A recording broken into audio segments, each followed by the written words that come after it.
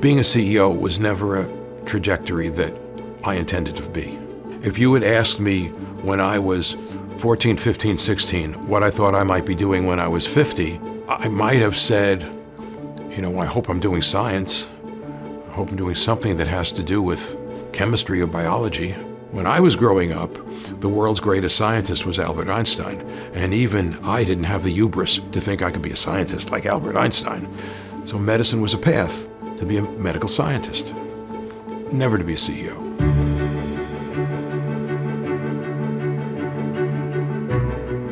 The Ken Davis story, as it relates to Mount Sinai, is almost the story of Mount Sinai. I feel like tonight we're celebrating a period of history for Mount Sinai.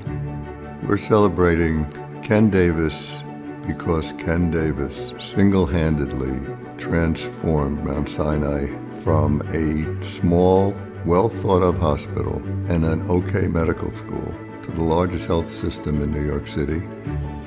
20 years ago, I don't think Mount Sinai was even on the map. Now we're one of the medical schools that have the highest NIH dollars, highest dollars per researcher. He had an unparalleled vision for Mount Sinai's future and the energy to pursue it. He brought the leadership that was needed at the time to pull the institution out of this depth.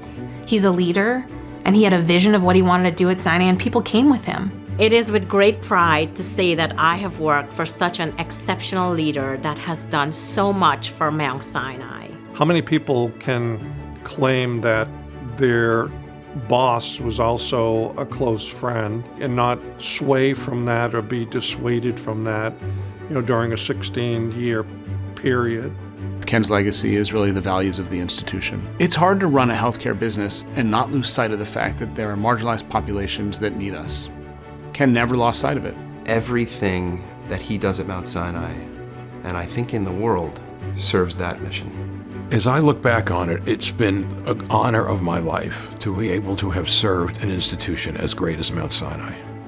If I could do it all over again, I would be fortunate to have been able to do what I did and to have the opportunities that I had to serve with the people I served with for an institution that has such great values as Mount Sinai.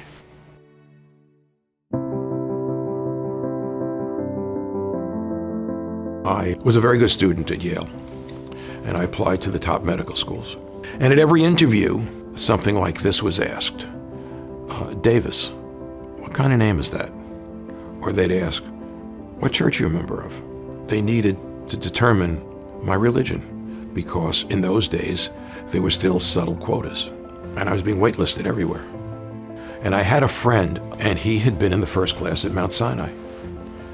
And I said, well, what's Mount Sinai like? And he said, oh, we're the first class. There are just 40 of us. It's a tiny little school.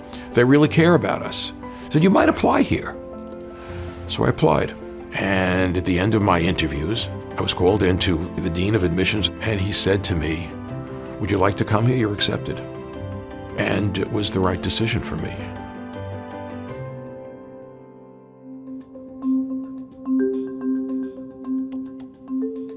Ken was a great researcher from when I first met him in 1980 until he became the CEO. He was among the very best psychiatric neuroscientists in the nation, if not the world. He made fundamental discoveries that help patients. Front of mind when I was younger was follow the science, that's what's exciting. Figure out why these Alzheimer's patients can't learn. Figure out why the schizophrenic patient believes things that are totally untrue, hears things that aren't happening. How does a brain get so dysfunctional? That was my passion. Ken's impact on the research field, oh my God. In the field of dementia, he contributed the seminal articles on understanding the role of the cholinergic neurons in Alzheimer's. That knowledge was seminal in the introduction of a new class of medication used to treat the disorder. That class of medication remained the mainstay of treatment available for patients with dementia for several decades. Ken created the Department of Psychiatry, and it was doing wonderful things, and to walk away from it must have been very hard. But he turned to people, including me, to talk about continuity, how to keep these major initiatives alive, how to keep them moving, how to keep on enhancing our ability to care for people with mental illness. It was a different kind of happiness than the success you get out of, the achievements we've done in turning Mount Sinai around and making it what it is today. Every 10 years, you should do something different. So I had a different experience.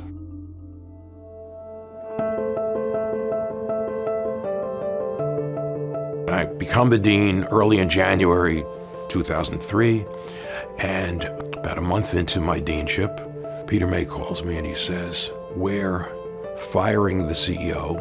I had confidence in Ken from the minute I met him. My commitment to Mount Sinai had been almost lifelong, and we were in a lot of trouble then. The financial situation when I joined the board in 2001 was pretty dark. We didn't have a strategy of where we were going to go from there and how we were going to improve the situation. We had 2 weeks of payroll in the bank.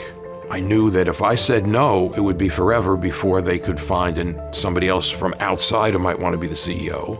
We didn't have that much time. Having the right spirit and having the right understanding of the Sinai culture was absolutely critical in being able to turn the institution around. So I thought this really wasn't a choice. If I love this place, I have to take this job. And I said to Peter, I'd do it. He had a certain dynamism to him, but more importantly, you knew that he believed in this hospital. He believed he could do it. I think he saw it as an extraordinary moment in the history of Mount Sinai. I think he moved forward with conviction that he was asked to take on an extraordinary role, an extraordinary moment, and he filled those shoes. So the things that I thought about was I had to surround myself with the best people who had the expertise that I didn't have. Ken saw hidden talent in people. He could spot talent in people that they didn't know they had. It was uncanny. Ken was hell-bent on turning this place around to some great degree within 1 year. And fortunately, one of the good things about being a psychiatrist was understanding how people work well together in a group. He was masterful, and we were all in awe of him. But we weren't just in awe of his brain. We were in awe of his heart and his drive, his commitment. He knew he was going to succeed, and we all believed him, so we followed. The goal was, what are we going to do to save Mount Sinai? There's a scripture in the Old Testament in the book of Proverbs, and it makes me think of Dr. Davis. Without vision, the people will perish. Dr. Davis had a vision for this place. I'm a scientist. I'm going to use that data to make decisions about how we're going to save Mount Sinai. They came forward with a very dynamic plan, and it was a very targeted one to build up the areas on the clinical side that could really change the whole nature of our hospital system. So we were focusing in the big areas of brain, heart, cancer. My approach is going to be, we're going to raise the top line, and we're going to do that by recruiting. And I wanted to take all the money that was not encumbered in the endowment and use it to recruit. You can't cut your way out of a business problem. You have to invest your way out of the problem to make the institution stronger. And we go to a board meeting, and I say, this is my plan. Recruit, recruit, and recruit. That's how we're going to save Mount Sinai. And when this was revealed, there was an aha moment that Ken was the right guy. I think we got to a point where we felt better. We felt we can keep going. We were not on oxygen anymore. The ship was righted and starting to sail. And I think it was his partnership with Peter that gave him the strength and the skills to go forward and do it together. Together, they saved Mount Sinai. And at that point, we then said, okay, now it's time to really build this institution. I was the dean and the CEO. I knew that was something that could not continue forever. Those two jobs were too difficult for one person. So I said, Dennis, maybe you can come and work with me. The relationship between me and Ken is something very special. We've been friends for over 40 years, best friends. We both say that we were brothers from a different mother. I had absolute faith that he and I were so close and shared so much in common that we could be a spectacular team and could turn these things around. Shortly after I came and joined Ken as a partner, we developed a strategic plan for Mount Sinai Hospital and the medical school.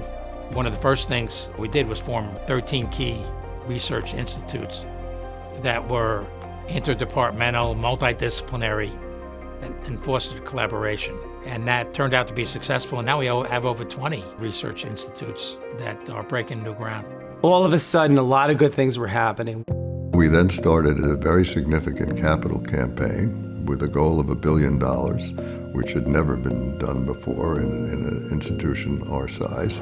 At the end of the last quarter of 2017, we launched the first major comprehensive capital campaign for the Mount Sinai Health System. First it was $1.5 billion, and then we quickly raised it to $2 billion. And all of a sudden, Sinai became a powerhouse. He was ready and willing to be a partner in all that we did in the philanthropy space.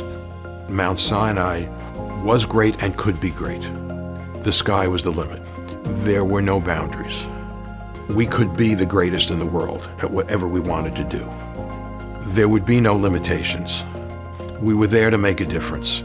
The campaigns were predicated on Ken's vision as to where he wanted to take the School of Medicine, where he wanted to take the Mount Sinai Health System. I think he also handled the merger with Continuum extremely well, and that, believe me, was not easy. Ken, being the major culture carrier that he is for the Mount Sinai culture, he made sure that in the success of that merger, that the Sinai culture was the survivor.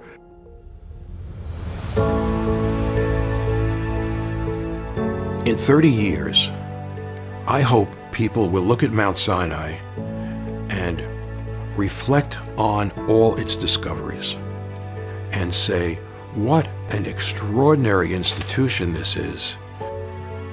You never give up, keep the good fight, don't compromise our values, make sure that the world knows what we contribute so that they can value us and we can get the kind of support that we need to continue to do the things that we do so well that make a difference.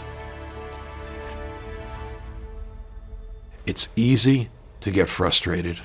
See the larger picture, stick with it, and hold out for that grand vision of greatness.